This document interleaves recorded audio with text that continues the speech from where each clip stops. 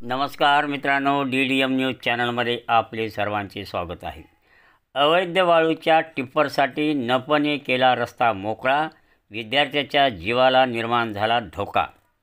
अहमदपूर शहरातील जिल्हा परिषद प्रशाला मुलांची या शाळेसमोरून मोंड्याकडे जाणाऱ्या रस्त्यावर उभारलेला मोठा रोधक नगर परिषदेने स्वतःच्या JCBने शाळा व्यवस्थापनास न विचारता परस्पर काढून टाकल्याने या शाळेत शिकणाऱ्या विद्यार्थ्यांच्या जीवाला धोका निर्माण झाला आहे।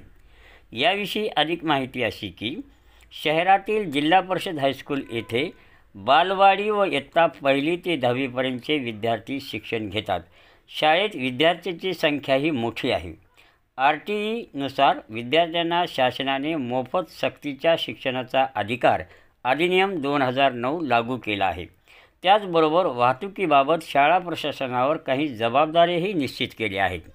त्यानुसार शाळा व्यवस्थापनाने विद्यार्थ्यांच्या सुरक्षेच्या दृष्टीने मोंड्याकडून येणाऱ्या रस्त्यावर मोठ्या वाहनांचा गोंगाट व भरधाव वेगाने येणारी वाहने लक्षात घेऊन या रस्त्यावर रोधक उभारून 4 चाकी अवजड वाहनाची वाहतूक बंद केली होती। वास्तविक पाहता हा रस्तासुद्धा अधिकृत नाही, परंतु शाळेला असलेले पूर्वीचे गेट मोडून पडल्याने वाहनास जाण्यास वाट पडली आहे। त्यात नपने शाळेच्या व्यवस्थापनाची संमती न घेता शाळेसमोरून काही अंतरावर सिमेंट रस्ता केला आहे। त्याचा फायदा घेत 4 चाकी वाहने, विशेषतः अवैध वाळूची वाहतूक करणारे टिप्पर हे भरधाव वेगाने इथून जात आहेत। यामुळे अपघात होण्याची शक्यता लक्षात घेऊन शाळेने अवजड वाहनाची रहदारी रोधक उभारून बंद केली होती। यामुळे अपघात होण्याचा धोका नव्हता, परंतु काही दिवसापूर्वी नपच्या JCBने शाळेच्या व्यवस्थापनास न विचारता हा रोधक काढून टाकला आहे। त्यामुळे विद्यार्थ्यांच्या अध्यापनात अडथळा निर्माण होऊन अपघाताचा धोका वाढला आहे। शाळेने खबरदारीचा उपाय म्हणून उभारलेले गतिरोधक नपने कुणाच्या सांगण्यावरून आणि का काढले? अवैध वाळूचे टिप्पर आणि नपच्या कर्मचाऱ्याचे काय साटेलोटे आहे का?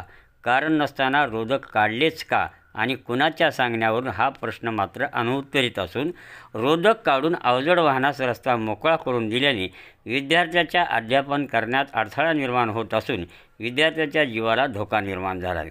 याची नप प्रशासनाने त्वरित दखल घेऊन रोधक पूर्वीप्रमाणे उभा करून द्यावा, अन्यथा या ठिकाणी अपघात झाल्यास त्याची संपूर्ण जबाबदारी ही नप प्रशासनाची राहील, असा इशारा एका लेखी निवेदनाद्वारे मुख्याधिकारी नगर परिषद अहमदपूर यांना जिल्हा परिषद प्रशाला मुलांची या शाळेचे मुख्याध्यापक NT कदम यांनी दिला आहे। निवेदनाच्या प्रती उपजिल्हाधिकारी, DYSP, तहसीलदार, गटविकास अधिकारी, गट शिक्षण अधिकारी, पोलीस निरीक्षक यांना देण्यात आल्या आहेत।